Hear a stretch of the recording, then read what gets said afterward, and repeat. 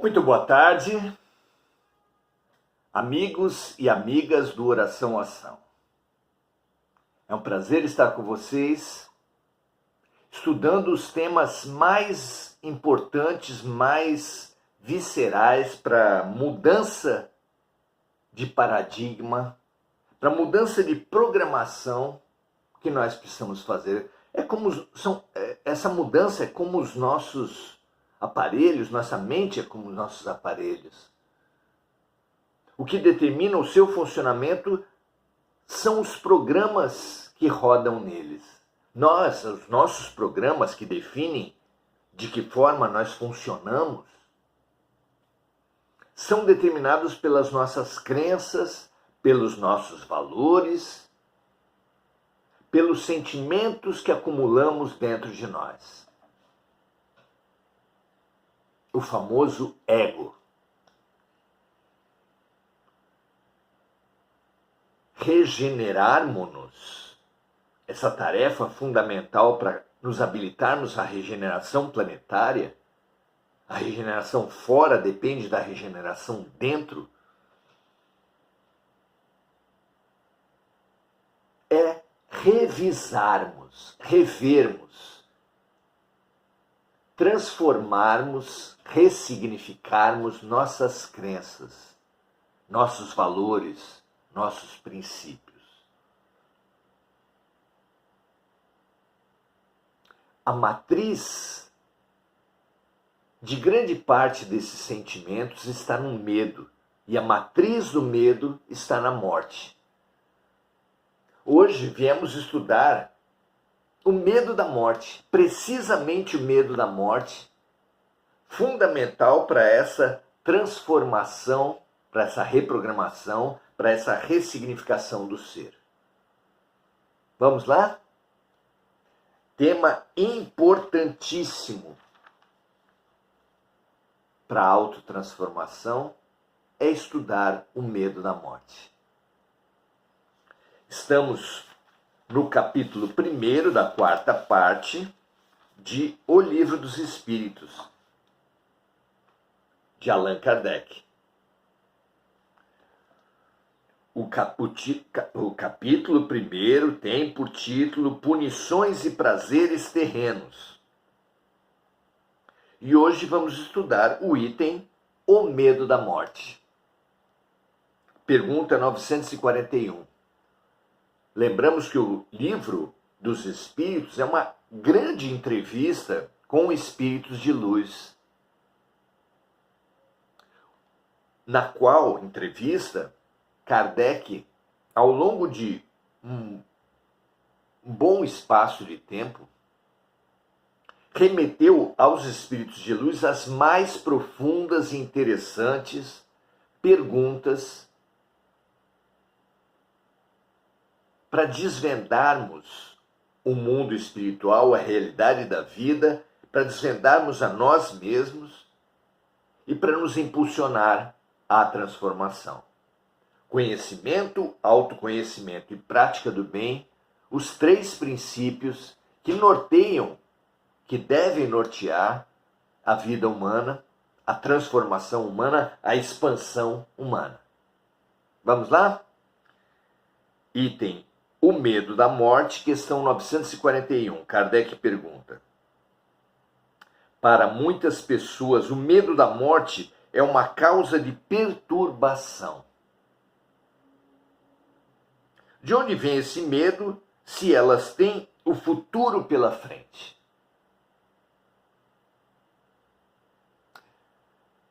Diríamos nós que sim, nós temos o futuro pela frente.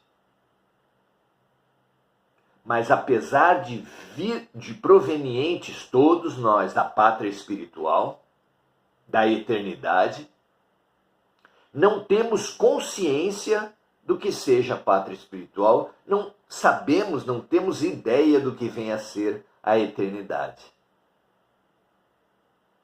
Ao contrário, está marcada em nossas almas a herança que trazemos do reino animal do qual somos oriundos.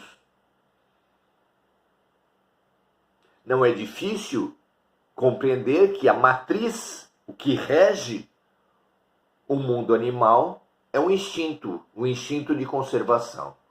E a base do instinto de conservação, a ferramenta fundamental, é o medo. É o medo da morte que preside o instinto de conservação, que é base do comportamento animal, que é base também do homem primitivo. Porque todos nós somos uma evolução do animal para o humano, mas como somos homens primitivos, seres humanos primitivos, ainda somos muito marcados pelo instinto e, necessariamente, pelo medo. Todos os medos que possuímos são variações do medo da morte. Que nós estudemos esse sentimento poderoso que rege, sim, a vida não de muitos, mas de alguma forma de todos, uns mais e outros menos, é claro.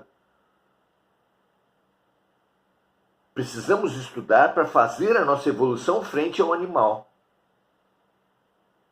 Na antiguidade, os sábios deixaram como herança para as gerações posteriores a esfinge, uma estátua que representava um ser a metade de baixo animal, a metade de cima humano. Uma imagem que situa, que simboliza fortemente o nosso estágio de evolução. Ainda somos meio animais, meio homens. E deixaram, junto com a imagem da esfinge, o grande desafio: decifra-me ou te devoro. Decifrar a esfinge é decifrar o nosso estágio de evolução. Precisamos entender a influência do animal em nós, para assim, nos conhecendo, nos transformarmos. Tarefa fantástica, imprescindível para a nossa evolução. Se na questão 919 Santo Agostinho situa a questão do autoconhecimento como fundamental para a nossa evolução, entendermos que somos homens primitivos e que nessa condição somos meio animais, meio seres humanos, que se não nos decifrarmos, seremos devorados pelo animal, conduz a todos nós necessariamente ao estudo do medo, ao estudo do medo da morte. De onde vem esse medo, se elas têm o futuro pela frente? É que o ser ignorante, o ser primitivo que nós somos, deixa de enxergar o futuro que tem pela frente, aprisionado que está ao seu passado instintivo, ao seu passado animal.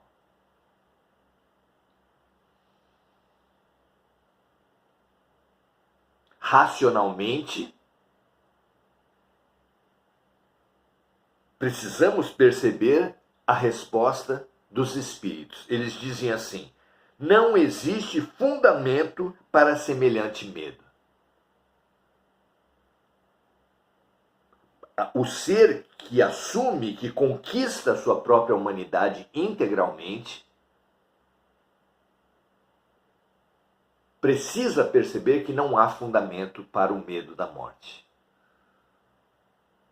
Compreendemos o nosso estágio e, diante dele, compreendemos o medo que nos assola, que nos condiciona. Mas racionalmente, ou seja, conquistada a inteligência racional que caracteriza o estágio humano, não existe fundamento para semelhante medo. Mas o que o homem quer? Desde a infância, Então já estudamos a origem material, física, pela carne, do medo e do medo da morte. Agora vamos estudar a origem mental, cultural, do medo da morte. O que o homem quer? Desde a infância, as pessoas são convencidas de que existe um inferno e um paraíso. E que é mais provável elas irem para o inferno do que entrarem no paraíso, visto que também lhes é dito que aquilo que está na natureza é um pecado mortal para a alma. Por exemplo, especialmente o sexo. O sexo é tão natural que a própria Bíblia expressa a ordem de Deus, a ordem do Criador à criatura, pelo crescei e multiplicai-vos. Ou seja, é da natureza, é uma ordem de Deus, o impulso sexual. Mas, no olhar interesseiro das instituições religiosas, tudo é pecado. E por que tudo é pecado? Porque condicionados dessa forma, nós nos colocamos na mão das teologias, das instituições religiosas. Primeiro, somos convencidos de que tudo é pecado. Depois, somos convencidos que os pecadores vão para o inferno. Uma região de torturas inenarráveis. Consequentemente, depois desses dois convencimentos, depois desses dois condicionamentos, tudo é pecado e quem pecou vai para o inferno, sofrer por toda a eternidade. Passamos a fazer qualquer coisa que nos for dita para nos libertar do inferno. Se alguém falar que é o dízimo que temos que pagar, se alguém falar que é obediência cega, se alguém falar que temos que pagar as indulgências, ou praticar ritos, ou fazer o que for, faremos, porque estaremos apavorados. O medo é uma estratégia institucional de manipulação de mentes. O medo cultural, o medo teológico. Perceber isso é fundamental. Desvendar o medo é desvendar o interesse religioso, a estratégia teológica de manipulação de mentes. Assim, continuam os espíritos, quando esses homens e mulheres se tornam adultos, se têm um mínimo de discernimento, não aceitam tamanho absurdo e se tornam ateus ou materialistas. Qual é o absurdo do inferno? Os piores pais da terra entendem que nenhuma criança, nenhum filho aprende sem errar. Os piores pais da terra que impingem castigos severos aos seus filhos, castigam-nos por certo intervalo de tempo. Não é compreensível, não é lógico, é um absurdo a ideia de que Deus nos dá castigos eternos e os mais terríveis possíveis por nossos erros. Porque assim sendo, Deus é um pai pior do que nós mesmos.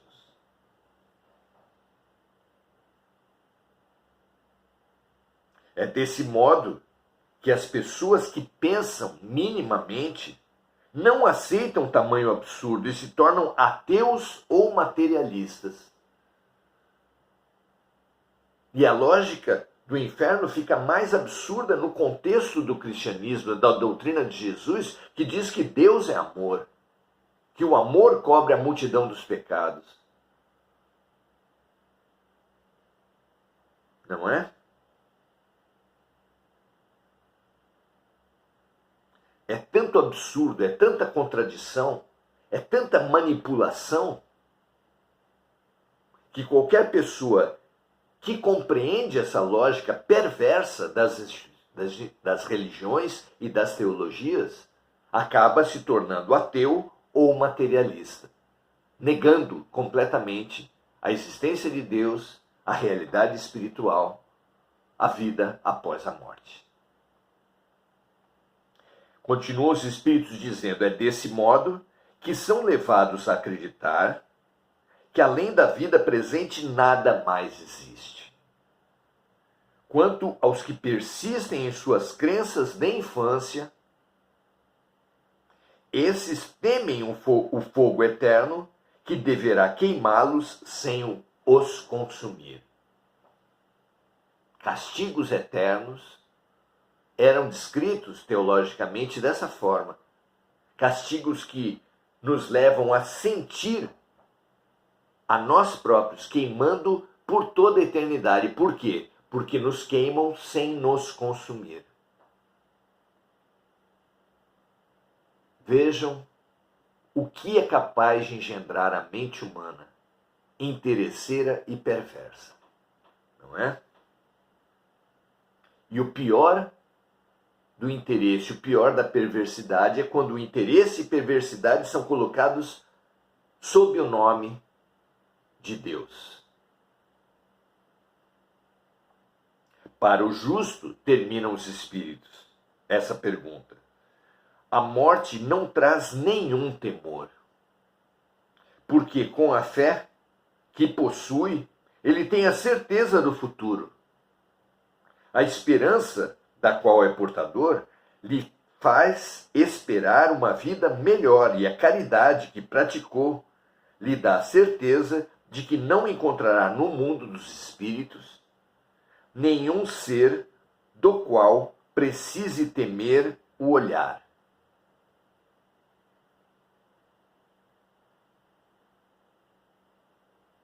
Claro que estamos longe dessa descrição e, portanto, por isso, por termos dúvidas, culpas, mágoas, crenças e programações mentais da Terra,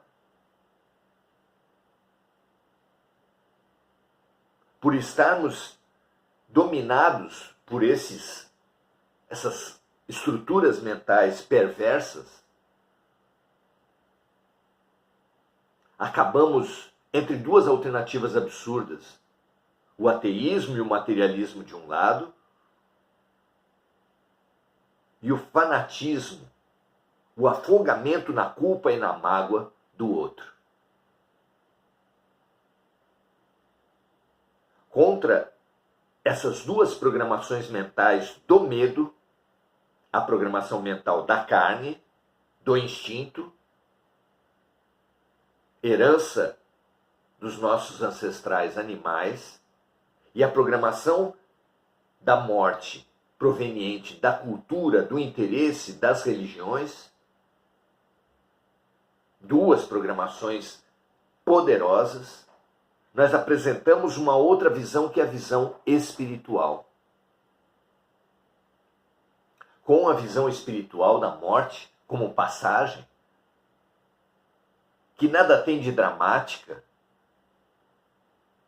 passamos da vida física para a vida espiritual, porque a morte não existe, assim como a água evapora e passa do estágio líquido para o estágio de vapor. Não é qualquer drama, não é castigo, não é nada, é apenas uma passagem de estágio. Porque na natureza, diz a ciência, nada se perde, tudo se transforma, e a água, quando se torna vapor, está se transformando. mas não se perde. E nós também, quando passarmos do estado físico para o estado espiritual, estaremos apenas nos transformando, mudando a nossa forma, mas a nossa essência, os nossos vícios, as nossas virtudes estarão conosco. Fundamental entender a vida e entender a morte do ponto de vista espiritual. É essa visão da morte e da vida que nos vão descondicionar, ressignificar a morte teológica, a morte instintiva, para nos habilitar a morte simples passagem de um estado para o outro.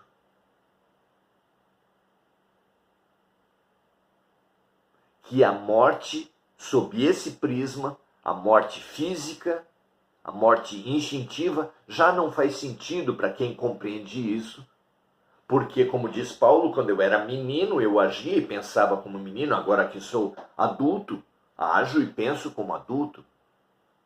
Então não faz sentido um adulto chupar chupeta e usar fralda, e não faz sentido uma pessoa que busca o entendimento da vida, o entendimento de si, das coisas, aceitar a comida de criança que lhe era dada, que nos é dada pelas religiões para nos manipular.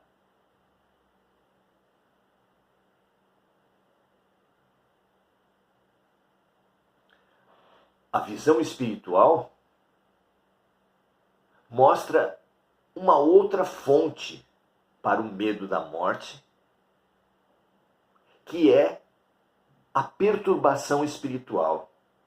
No estado de vigília ou no estado do sono, passamos por perturbações espirituais, por influências espirituais, por vingadores que vêm até nós, claro, para se vingar de erros cometidos por nós nessa vida ou em outras. Todo aquele que passa pela influenciação espiritual durante a vigília ou durante o sono terá multiplicado o seu medo de morte, porque sabe ele, não precisa ninguém dizer, ele vive isso. Se tendo um corpo, já sofro a influência desses vingadores, sem o corpo, então, tudo ficará mais difícil.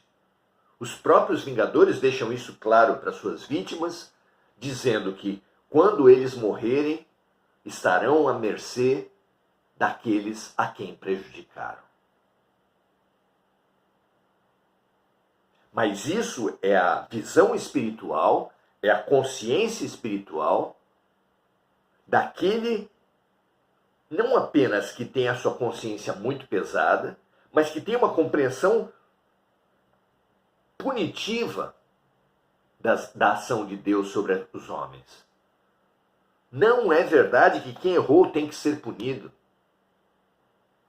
Quem errou tem que ser corrigido, tem que aprender. É o que Jesus quis dizer quando falou para os errados: vá e não erre mais. Vá e não erre mais. É tudo que um bom pai, é tudo que um bom irmão, como Jesus é, quer do seu irmão, é tudo que Deus, nosso Pai, quer dos seus filhos. Pensem nisso, meus amigos. Estudem o medo físico, o medo mental, teológico, e o medo na perspectiva espiritual. Como a compreensão de que ninguém aprende sem errar, como a compreensão que Deus é amor, como a compreensão de que a punição é uma criação humana e não divina, que não existe o inferno e as punições de Deus, apenas um Pai amoroso que nos coloca no lugar do outro para expandir a nossa visão, a nossa perspectiva espiritual. Um homem não renasce mulher, um branco racista não renasce negro. Um rico, orgulhoso, explorador não renasce pobre por punição de Deus, mas porque o seu ponto de vista é muito restrito, muito mesquinho, e ele precisa de uma vivência que quebre essas crenças absurdas e coloque para ele na prática o quanto ele estava errado, o quanto são ricas as vivências como negro, como mulher, como pobre e como quaisquer das outras minorias desvalorizadas pelo orgulho. Compreendamos, amigos, que a reencarnação não é o inferno dos espíritas ou dos espiritualistas, porque a lei de causa e efeito não surgiu com o espiritismo, mas muito menos é inferno. É Deus ensinando, é Deus nos estimulando. Aceitemos o estímulo da vida, o estímulo de Deus e aprendamos com a lei do amor sagrada e única que rege tudo no universo. Gugu Souza, envolve-te na luz da caridade e espraia-se até aqueles que se vingam, evitando também derrapares quando ferido na treva da vingança, aonde o ódio se homizia e aguarda. Expandamos, sim. Muito bonita, Gugu. Expandamos nossa compreensão, nossa compaixão, nosso companheirismo, nossa humildade para todos aqueles que erraram conosco, com os outros e para nós que erramos tanto com os outros. Ninguém aprende sem errar numa escola. Querer que um aluno tenha 1 ano de sua vida escolar, 1 mês que seja, sem errar, é um absurdo. Um despropósito. Erraremos. Erramos, estamos errando e erraremos muito até chegarmos ao estágio de somente acertar. Portanto, aceitemos a nossa incompletude, a nossa doença, a nossa ignorância, porque essa aceitação que será a base de todo aprendizado, de toda cura, de toda transformação. Graças a Deus que a morte, que em todos os oráculos simboliza transformação, seja vista com outros olhos, seja aceita e buscada, porque o medo da morte é o medo da evolução, é o medo da expansão, é o medo da transformação. Não temamos a transformação, porque na escola de Deus tudo é regido pelo amor, para o amor. E não há por que temermos aquilo que nós mais queremos e mais necessitamos. Muito bom. Domingos Natalo Filho, linda noite a todos. Mônica Silva expressando sua gratidão, Enir Cajazeira também expressando sua gratidão, assim como Gugu Souza. Marco Aurélio Trindade, tudo que você precisa é amor. Amor é tudo que você precisa.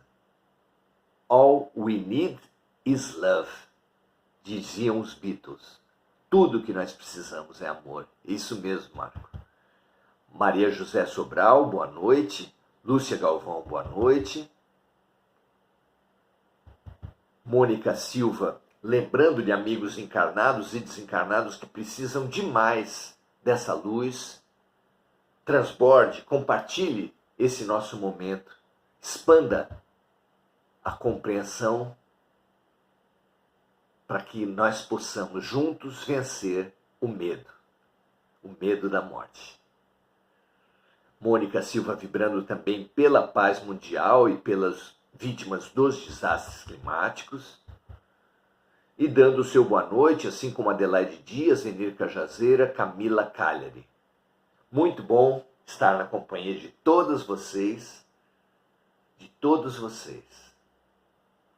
Que essa compreensão maior nos liberte das crenças escravagistas, das crenças dominadoras que nos têm sido passadas até agora.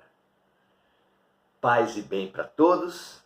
Transborde e compartilhe esse nosso momento.